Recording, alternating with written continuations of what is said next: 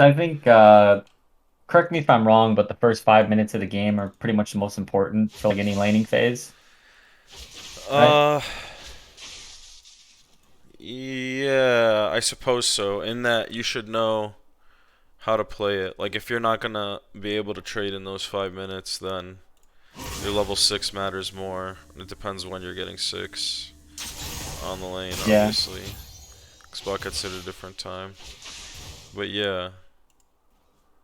Like I had PTA, so I just think I win that, right? Like in my mind.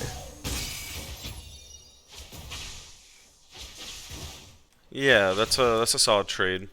I mean, a lot of times I like to auto first, then E, but then that puts you a little too close to his minions for the beginning of the trade, so I think that's the right choice. I didn't want to go across the halfway. Yeah, yeah, yeah. But yeah, I know what you mean. It's the full four auto combo. Yeah. Like I'm just playing like scared because I took a little bit too much from the minions, I think here. And Uh-huh. then he just like kind of like chooses everything that happens for Well, this when you entire lane. know... Nah, yeah, so when this happens, when it's about to hit your 2 on this minion, like you're playing way too scared here. If he Q autos you, in this scenario, he picks up aggro from 4 minions to the one that might wrap around and auto you. So you should be like True. here. You should be like right here. If he doesn't back down and tries to sit on that, then you literally just auto E Q auto. And then your Q and the 2 auto attacks after it are press the attack buffed. Because this is like right there, and this still needs an auto attack to finish it. So his options then are either like hit this with Q auto to get the level 2, or hit you with Q auto and he's not going to get the level 2 as fast because there's no minion aggroing this. But these 2 minions are aggroing your level 2 minion. Does that make I'm sense? guaranteed getting it first. Yeah. Exactly. I could make a huge tempo play off of it basically. Yeah, so I see what you mean by you play conservative when you don't necessarily have to. And this is just really bad. Because, like, he just hit 2, you're not going to be in the range that you need to be to put your full combo out. And if you dash into him, it's the easiest W of his life to land.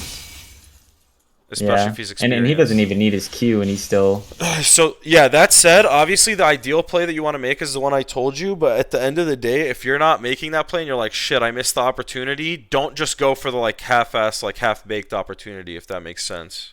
yeah, like it was like a really late realized opportunity, clearly. Yeah, for sure. Alright. So, yeah, if you realize that you miss one like that, you have to reassess the situation completely. Like, you can't just go based on the information you just had for, the opportunity you missed. I think you got Corpot. Yeah, I think that's an Yeah. interesting choice. I've been going it a lot. I'm like 5-0 on this patch with it. Yeah, It but when just you're feels really solid in lane. when you can bully the other guy though, because like you're not using it as much for the mana, it's just wasting the mana. Like HP wise, you could get a Doran's Blade and have some of the life steal and the HP from that and bully out, especially if you're against a Victor. You know what I mean? If you're against Yeah. a different mage or like, yeah, someone that it's more of a 50-50 matchup in, then Corpot's probably better. Like am I just dumb for not should I have pushed him there? Or is that just a Well, you see, you know what okay, I hold mean? on. So, what's your info here? I should have been looking at the map myself before this. I'm not sure if you saw the enemy jungler, but you have this warded, you have Echo on the strong side. If anything, you could play this side, but again, there's pros and cons to that. Like, if you're gonna move up on this side with this big of a minion disadvantage, then you're kind of telling him that the jungler's there. You know what I mean? Yeah, and it's like So an this, int as well, no, right? Like this if I is a, go forward right now. absolutely, no, no, no. And it could take you out of the lane for no reason. And he should have pinged this earlier to show that he's down for it. Because for a second it looked like he might have been interested in going to this crab spawn because it's about to be up. 5 seconds, yeah. But yeah, I wouldn't say this is your fault. it's not like anything really bad happens here. It's just like this isn't really Yeah, a this good is a bad play. play though. Like staying in the range of his E when you know he's walking back up because he has such a massive HP advantage is not the move. Yeah, I mean it's like clearly like I'm struggling right now, and it's like 3 minutes in, and I'm like, there's no way Oh this matchup Jesus. should be going this far. Yeah, you'll see this. Yeah, I just got tower dove, but yeah, because like we see Diana right here after this too, so I was like, oh, we 100% have to go. And then we see that she Man. pushed this, and then she like kind of whiffs this, and this is just classic NA Fiesta right here. What the fuck? Yeah, I came back and actually got that kill. I think it was the wrong move to not just base there, objectively speaking. Although yeah, maybe the ends justify the means because It's NA just like NA is a Fiesta little bit of a fiesta, so you kind of and you can. I've teetered on that line a I mean, it lot also where it's like depends on difficult. where you're. Hold on, sorry to cut you off. It also depends on where your wave is at, right? Yeah, my waves Like, crash. yeah, this is gonna end up freezing to him if you don't do something about it anyway. Yeah, it And people bounces are coming in. 100%. Yeah, I would say that's actually a fine bet. But if, for example, you were already pushed all the way out, yeah, or they were gonna clean up this wave anyway after the kills because it was like on tower already, maybe it's better to base. Yeah, Victor had 0 mana, so I knew he wouldn't stay, and I was like, well, I want to try to at least throw anything out if I can here. And then my wave's kind of like whatever here, Oh, but my I got a bad. kill, so I'm not behind.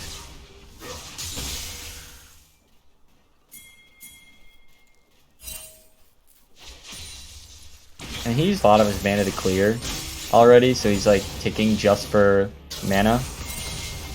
And I You feel like know, I take a bad trade there again. you But can I think, WE at the same time, right?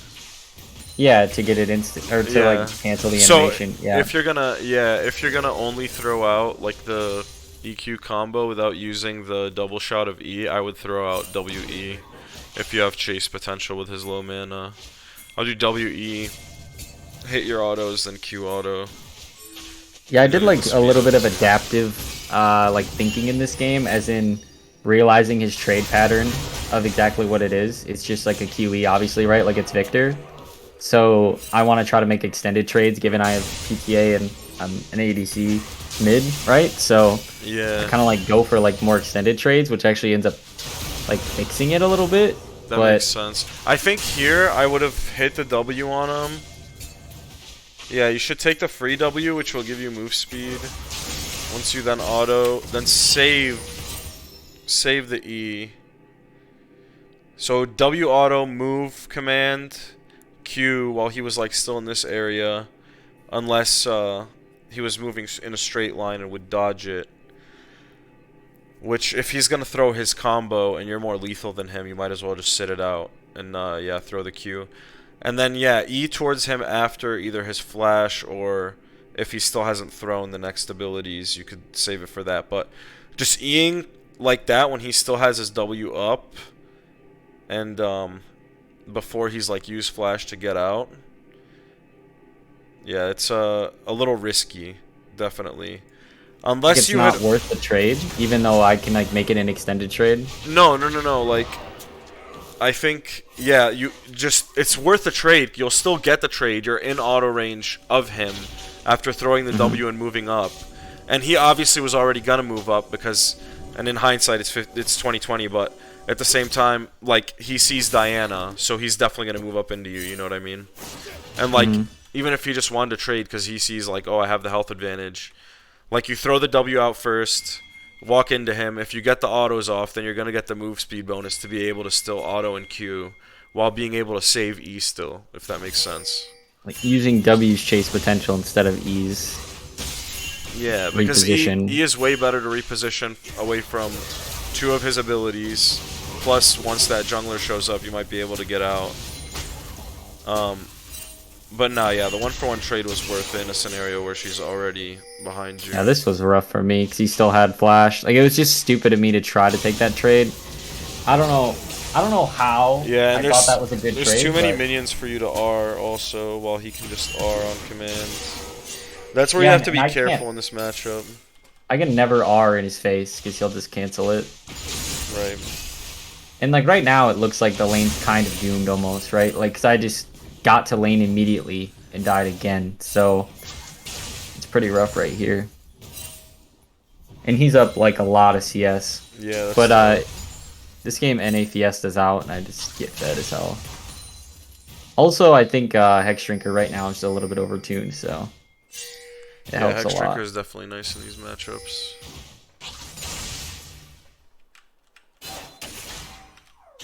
But it's good to see. It's like really easy to see your faults in front of players who are like consistently challenger or a lot better.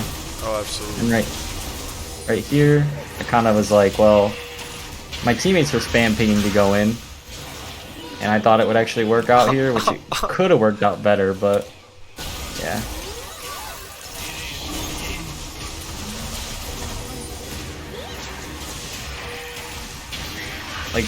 Like, is that even the proper play, or do I just like go immediately on Diana? I feel like that it worked out, but I don't know if that justifies the call there. W-E-R. It gives you so much. I feel like I save E for like, just like No, I you don't know, already dodging used it. either. I use it because I was like trying to save it for feathers. I didn't want to get rooted.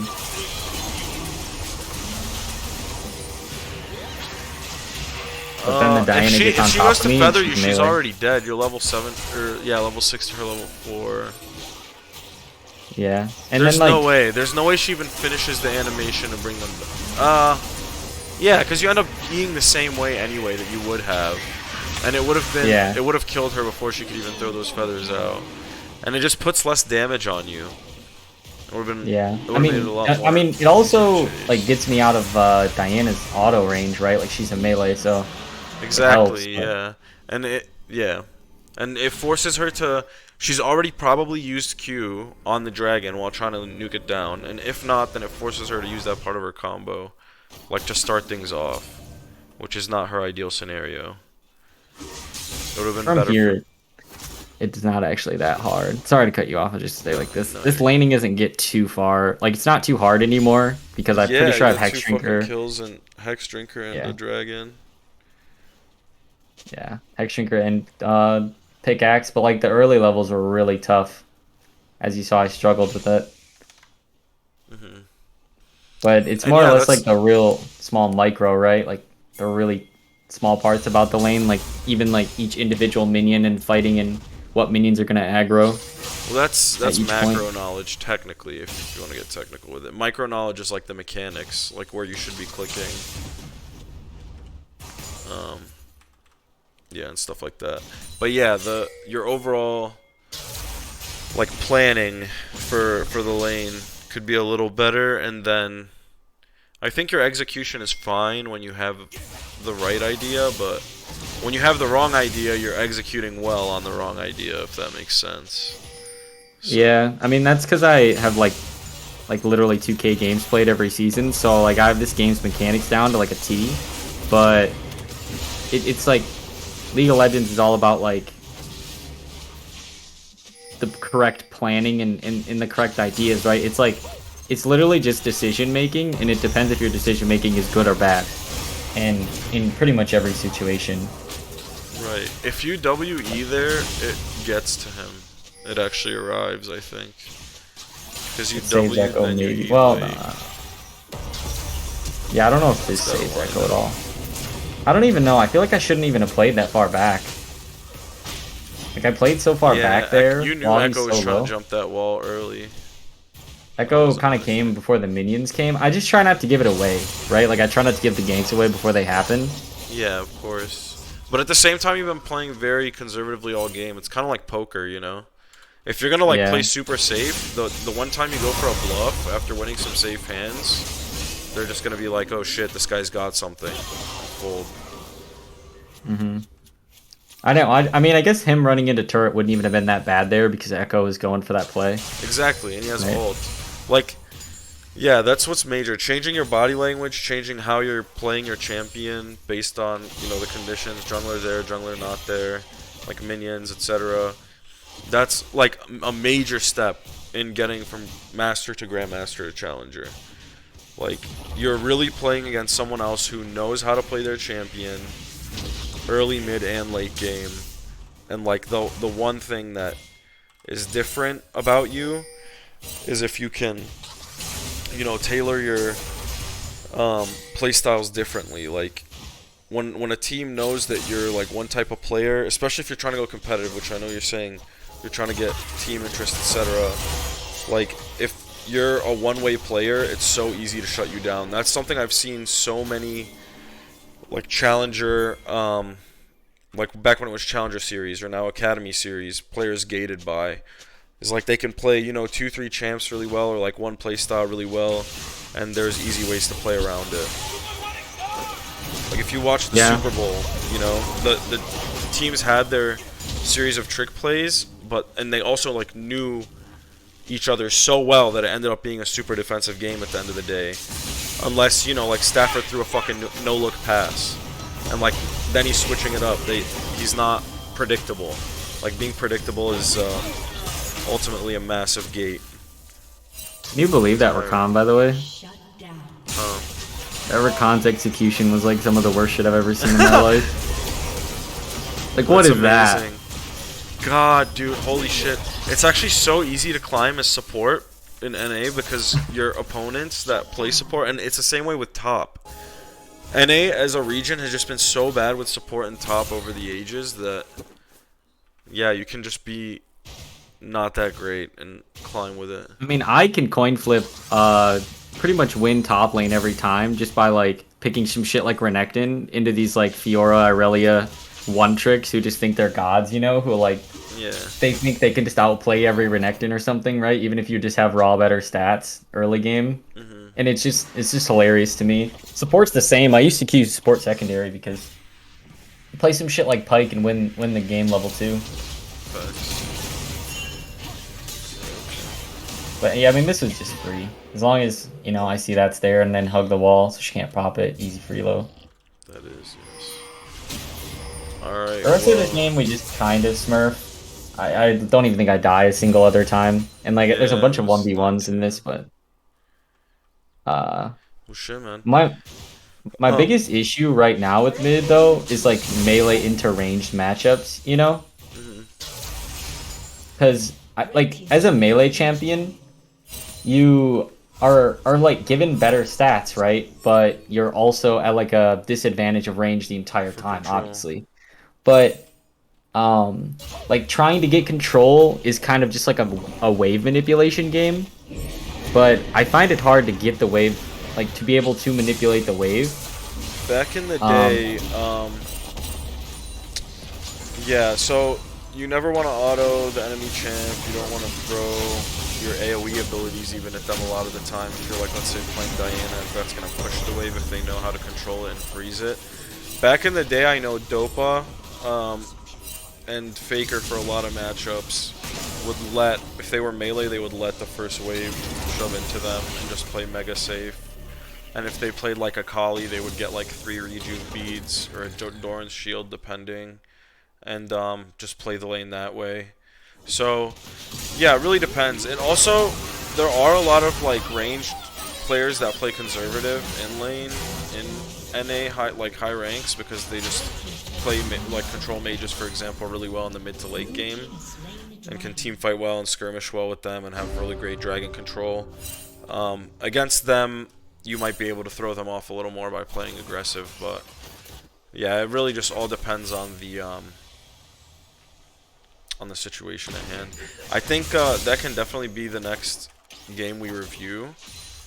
I keep getting like there's a Diana game where I think I literally died 10 times. I think it's the game literally after this, but like the support and the jungler and the top laner all gangbang gank me from different angles, and it happens like a couple times, and I don't know, like I just don't know how to play mid when like that's a constant threat from every single one of those players looking at my lane. Yeah, no, and, like, you pink ward. You have to constantly be looking at your. Like, I want you to watch a Faker VOD, dude. Especially when he's in a competitive match. He's literally like F-keying every other second. Like, you should be F-keying as much as a jungler. Do you know what F-keying is? Like F1, F2, F3, F4. Yeah, yeah, You yeah. just To take like look at F1 your off of top users later yourself. mid. Yeah, so you make F1 your top, F2 your jungler, F3 ADC, F4 support. And you just order them in the tab, and then literally you know what lane you're looking at every time, like between your wave. Like that's another reason that I like looking at the screen and having an actual like VOD, because then I can see if you're like checking other lanes enough. So if you do that, and if you pink ward one side and sit that way, and you know like play to where you think enemy jungler is versus where your jungler is, then at the end of the day you'll be fine. There's gonna be games where you get, and I used to play ADC at a higher level and at a semi-pro level while I coached. There were games, especially like Season 5, where you get fucking double TP'd on all the time. All the time, dude. Double TP every single time it's up. 4v2, 5v2. But like, if you play consistent, then it doesn't matter. If you constantly minimize the effect that those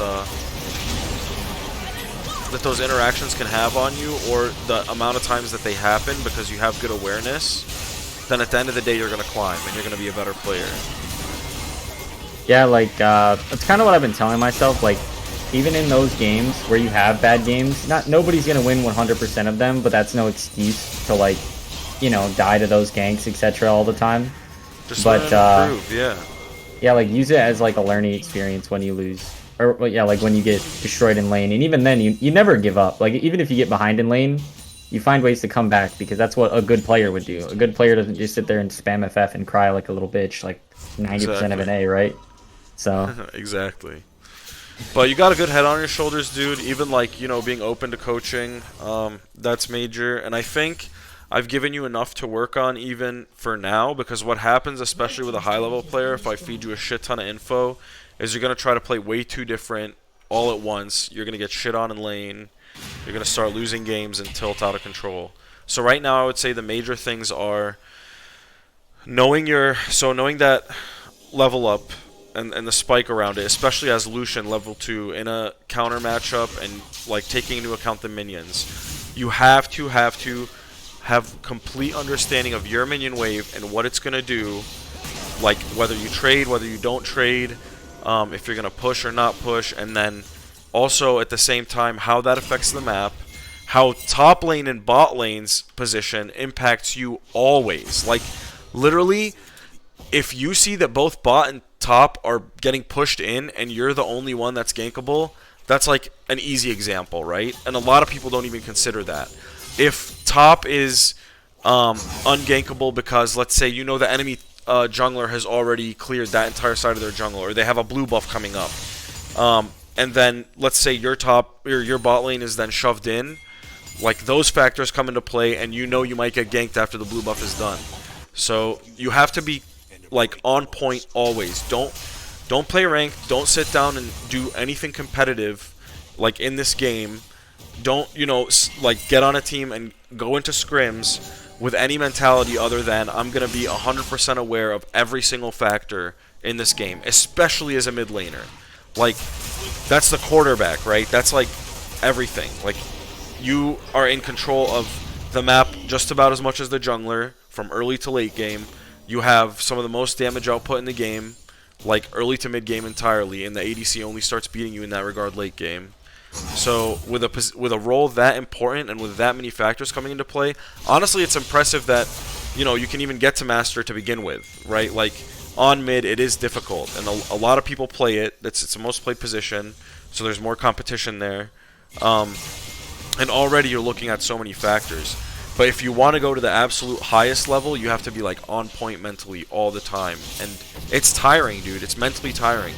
You're not going to be able to play like right away 10 to 15 games in a row, or even maybe like 6 to 8 games in a row where you're on point like that mentally in the beginning when you have to like consider everything. like if you're doing it right, it should tire you, right? It's kind of what you're saying. Like yeah, mentally it's going to be fucking exhausting. And like you got to avoid the tilt from it, because you know that even if you lose games in that mentality, you know why. You can go back over them, you know, with or without my help. And even just looking at this, I'm sure you can coach yourself on certain points that, you know, you could have done better. And for the other, like, more complex shit, that's what I'm here for. yeah, I mean, like I feel like I know all of it. I just don't like like, because I've had quite a bit of coaching. I did like the Cloud9 training grounds camp. I was on that competitive team for like 3 whole splits. I'm actually scrimming for them later, filling Nice. in for a scrim. I stopped being on the team because the team was hella toxic and really stressful. Like, it's a lot of stress. But Of course, I my remember. yeah, my mentality of it is like I don't. It's not that I don't want to do it. It's the fact that like my ADC on that team was like literally like screaming at people. It was crazy. It was bad. And I was like team captain and I had to try to deal with that. And we're gonna like try to get a new AD, so all that crap. But my like goal right now is like actually it's like pretty broad, and I think it's like better to give yourself like smaller tasks to deal with, right? Like quantifiable shit you can work on, like paying attention to my own EXP. Like sometimes I have no idea when the enemy's gonna hit their next level because of like an ATS that went on, right? Hmm. But it makes it hard, but it doesn't make it impossible because you can like generally go off of like, okay, how many more will they have than me? Exactly. Generally, like, don't have to have exact info. Hmm. But the big thing was like when you play on those teams, information is constantly being fed to you, right? Like permanently by anybody on the team, like, hey, bot sums or my lane's missing or whatever. But like in solo queue, it's your job to gather that information yourself and apply it, right? But Yeah, it's like exactly. so much information, and I just don't know how like people pay full attention to each individual tiny minute thing that happens in lane and everything that happens in everyone else's lane. You know what I mean? Like it's Yeah. crazy. Well, some people just, you know, either have that knack. Like, honestly, I've heard that people with ADHD might be straight up better in gaming. Like, I have it, and that's something that's helped me definitely, like, switch from thing to thing in terms of where my attention is focused all the time. There's a lot of people that will abuse stimulants for it. Like, in esports, sadly, a shit ton of people take Adderall, Ritalin, like, just to keep going. But at the end of the day, like, do it the clean way because the side effects are not worth it. Put your mind to the game. Like, you just got to train your cognition really to go from one thing to the next. Like, there should be a mental checklist in your mind. You can even put, like, write a little note and like tape it to the bottom of your monitor and say minions, or like wave control, F keys, um, trade potential, objectives, and like you just do that and literally just go down that checklist and check each one of those things off in your mind and physically do that in the game. And the more you repeat that, the more you practice that, it makes perfect. Like, it really does. It'll There's get put into your autopilot, right? Like you'll just auto do it eventually after you've done it exactly, so many yeah, and times. then it less and less. It takes less and less like mental stress and tax on you, and you start to understand the minute it takes you less and less time to process what you're seeing when you F key in the other lanes, or like what the jungler might be doing. You see like, okay, this many minions this side, this many minions this side. The lane is on this spot. Like, it's nuts. It's really nuts. When you get to that level, there have been so many players that come to me like, "Holy shit, dude! I've never thought I could see the game in this light." But when you have all the information that you can possibly have, and play off of that, that's the best way to play. Like, that's the only way to play at the end of And the day then if you want to be competitive. the decision should be like clear at that point, right? Like you shouldn't have like even though you might not have like know where the jungler is or whatever, once you get enough information on a play, I feel like I obviously don't have it yet, and that's why I struggle. But like once you get it, is that like when you truly are like confident in every play you make because you have all the information possible, right? And Right. then you can like make those decisions every time, like every trade, you kind of know how it's gonna go, like 99%, right? Because you played it so many times, you know their ability of every other player who can impact that fight, etc. Exactly. It's all calculated. Like, when back in season 3, one of the things that made Faker great was when in season 3 supports had to buy a shit ton of vision and roam a lot so they would be under XP.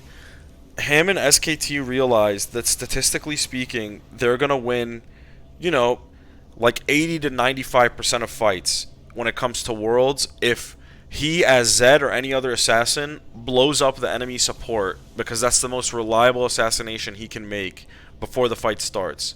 Because even though you're not killing a carry, you're now making the fight 5v4, and you're taking away 4 abilities from the enemy team, 3 if they use the ult on the Zed or whatever it may be, and yeah, just a lot less zone control of the Just fight. straight up number statistics. Like you just win. Yeah, Even if Zed doesn't exactly. have all, it's still enough, right? Exactly. And that's like as you trade more on Diana early game when you think that you can and have that faith. One sec, my girlfriend's FaceTiming me. I'm gonna tell her that we're doing this. Gotcha. You good?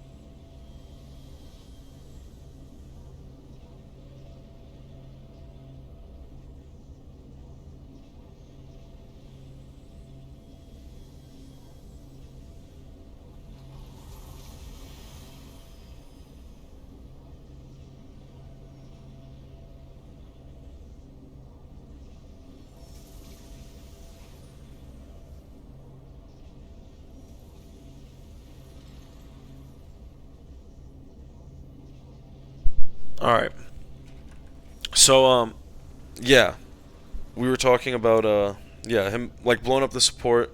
But yeah, that's just like an example of, a different mode of thinking where, you could get an advantage over the enemy team. And yeah, as you trade more, with Diana early game, as you play more matchups where, you're the winner or the loser in lane phase, whether you got hard countered, soft countered, or vice versa, you'll understand kind of what the parameters are of when you can engage, when your spikes are, when their spikes are, what each lane kind of looks like. Because when you get to a high level, you'll even understand kind of how, like, let's say that Renekton versus Fiora in top lane is going to work out, and how that's going to impact how much the jungler might gank them or not gank them. And you know what I mean? Like, if you know that you have a hard counter on your team that can't be ganked, and or someone that's playing so weak that they're going to be backed up into their tower and won't be able to be ganked that way. Like I said, you have more pressure on you that way, or less pressure if the enemy jungler is visiting the same lane. And having awareness of that and understanding, like not just, oh, my top laner's flashes out. It's like, why? Like seeing your lane versus seeing your lane plus where the enemy jungler is ganking, like repeatedly, or where he has presence at, or then his health, for example, during the gank, or his mana during the gank, tells you so much more and allows you to like play so much differently and better once you have all that info. Yeah, I feel like you like once you get the winning formula, it makes more sense. But I feel like I try to gather that info, and a lot of the time, like my jungler, you know how junglers like will just straight up ego for crab, and it doesn't make any sense. Like Mm-hmm. they'll literally go for it with no prio in mid, no prio in bot, and we don't know where the enemy jungler is, and then they fight for crab, and then they lose. And I know bot lane has no prio. My lane's like dead stagnant, so we could both run. But then if bot lane's not coming, and the enemy bot lane is coming, and I'm like, well, we're just gonna get straight up outnumbered and lose this, and then my No, so jungler is that's the like, ultimate "That's on question. you," Yeah, right? And it's like, what am I supposed to do? Like, that's do you a just die with your jungler type of thing? You know? So the thing, that's a question that people ask me a lot on the first session, and I'm sorry because I'm gonna have to make it the last one because my girlfriend is stressing and super hangry. But You're good. yeah. So in that scenario, when you are watching your jungler with F keys and you start seeing him go for that sus play in the moment, you ping him off. Don't use the fucking yellow exclamation point careful ping. Use the red one and like slam it like 3-4 times. Ping him off and then just type real quick. We don't have prio.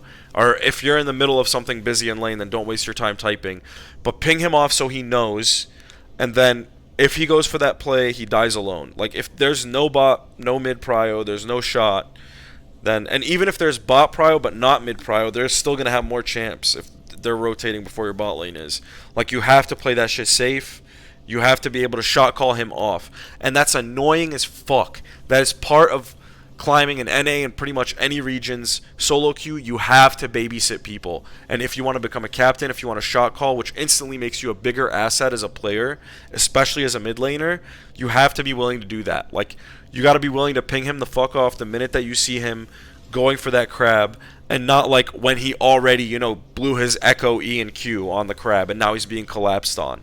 It has to be right. Mhm. It has to be before that when you start seeing him Like move the to river and second you're you like, notice, like exactly. that you're aware. Yeah. Yeah, and you have to make those shot calls happen. But easily, that's something that can make people jump a whole tier in the higher ranks. From Diamond to Master, Master to Grandmaster, Grandmaster to Challenger. That alone, if you can shot call and like do it quicker and have understanding what your teammates are going for earlier so you can shot call better, like that alone will just jump you to the next tier. I mean, it makes sense because I mean, there's people who play with screen locked in there and Challenger, and I just don't understand that. But it's Yeah, that like shit's nuts. preemptive awareness is still that is that thing. I feel like that it could make me, jump another tier. Like just playing the game, but like knowing everything that's gonna happen beforehand. Because I have so many games, I should just be able to tell. Like Right. it should be. I should be able to use that knowledge and apply it to my team as an asset, right? Like Hmm. we can't take this fight, etc. But all right, I appreciate it. Thank Yeah, you. definitely.